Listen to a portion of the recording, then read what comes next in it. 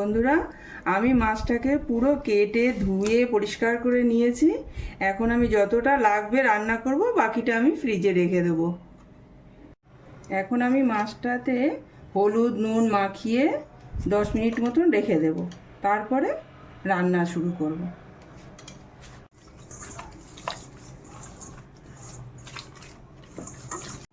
কড়াই গরম হয়ে গেছে, আমি এখন এতে সর্ষের তেল ঢেলে দিচ্ছি।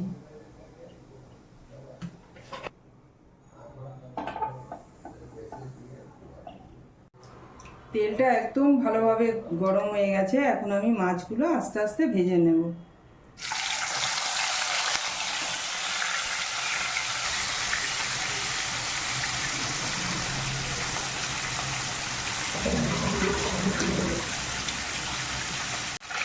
একটু ছেড়ে আছে আর একটু পাল্টে ভেজে নিই। এমনিতে এটা জ্যান্ত মাছ, খুব বেশি কড়া করে ভাজার দরকার নেই। বেশি কড়া ভাজলে মাছ খেতে ভালো লাগবে না।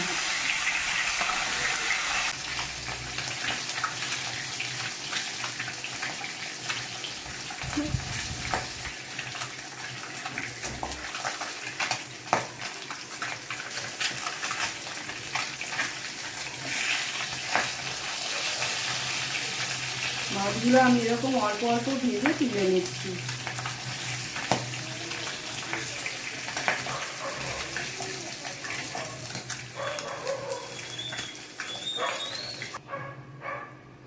এরকম করে আমি পুরো মাছটাকে ভেজে নেব।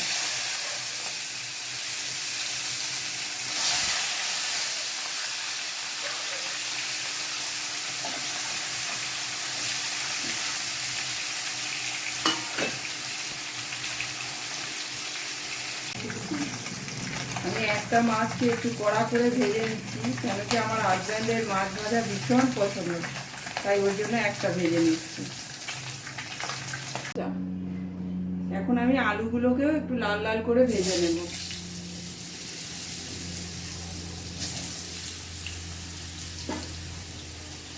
একটু নুন আর সামান্য একটু হলুদ দিয়ে আলুগুলো বেশ সুন্দর করে ভাজা হয়ে গেছে, আমি এখন আলুগুলোকে তুলে দিচ্ছি।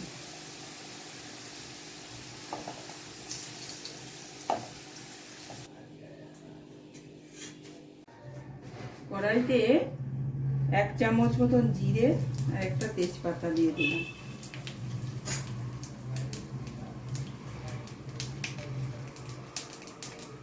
একটু নেড়ে চেড়ে নিয়ে আমি এখানে একটা পেঁয়াজ বেটে রেখেছি, পেঁয়াজ বাটাটা এখন তেলে দিয়ে দেব।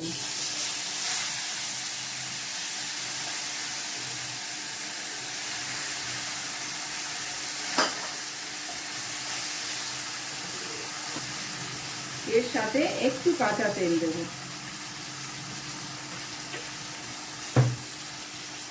একবারই আমি তেল দিয়েছিলাম মাছ ভাজার জন্য, আর তেল দিইনি।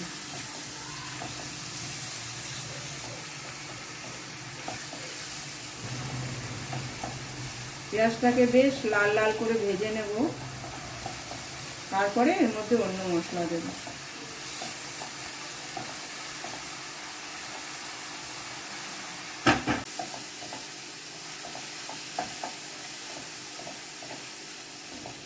আমি একটা কাঁচা লঙ্কাকে 2 ভাগ করে দিয়ে দিয়েছি।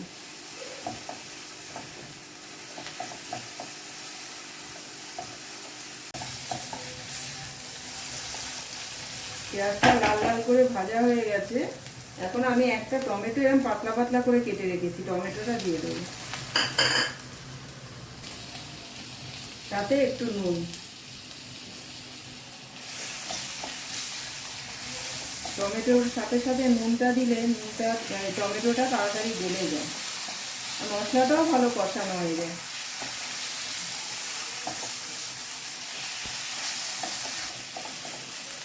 আমি 1 মিনিটের মতন ঢাকনা দিয়ে একটু ঢেকে দিচ্ছি। এর মধ্যে আলুগুলো মিক্স করে দিই। ফ্রেন্ড, আপনাদের কাছে আমার অনুরোধ রইল, আমার ভিডিওটা ভালো লাগলে ভিডিওটাকে লাইক আর আমার চ্যানেলকে সাবস্ক্রাইব করে দেবেন প্লিজ। এখন আমি একে একে যে মশলাগুলো দিয়ে দিই। প্রথমে দিই নুন, চামচ হলুদ গুঁড়ো, হাফ চামচ লঙ্কার গুঁড়ো। আমাদের বাড়িতে ঝাল এত কেউ পছন্দ করে না, ওই জন্য আমি অল্পই ঝাল দিয়েছি। আপনারা আপনাদের টেস্ট অনুযায়ী দেবেন। আর এতে আর কোনো মশলা দেবো না, স্রেফ 1 চামচ ধনে পাউডার দেব। এবারে সামান্য একটু জল দিয়ে মশলাটাকে ভালো করে কষিয়ে নেব।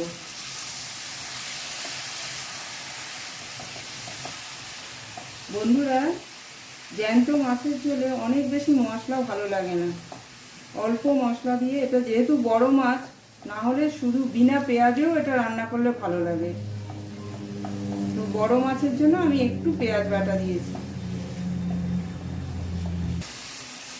আপনারা বাড়িতে অবশ্যই একবার এরকম করে ট্রাই করবেন, ভীষণ টেস্টফুল হয় এটা খেতে।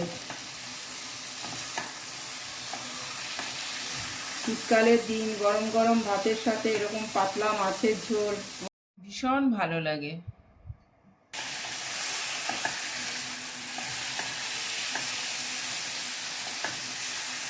মশলাটা ভালোভাবে কষানো হয়ে গেছে, খুব সুন্দর একটা গন্ধ বেরোচ্ছে মশলা কষানোতে। এবারে আমি জল ঢেলে দিই।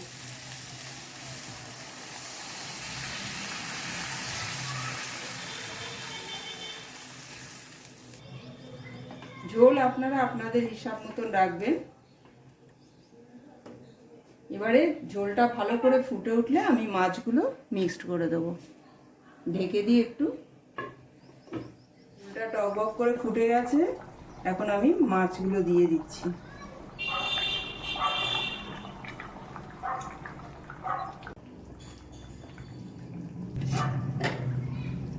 এখন আমি 5 থেকে 7 মিনিট এটাকে ভালো করে ফুটতে দেব।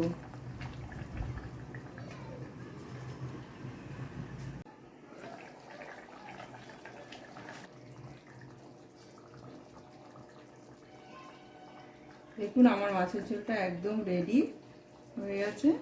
এখন আমি ওপর থেকে একটু ধনেপাতা ছড়িয়ে দিচ্ছি।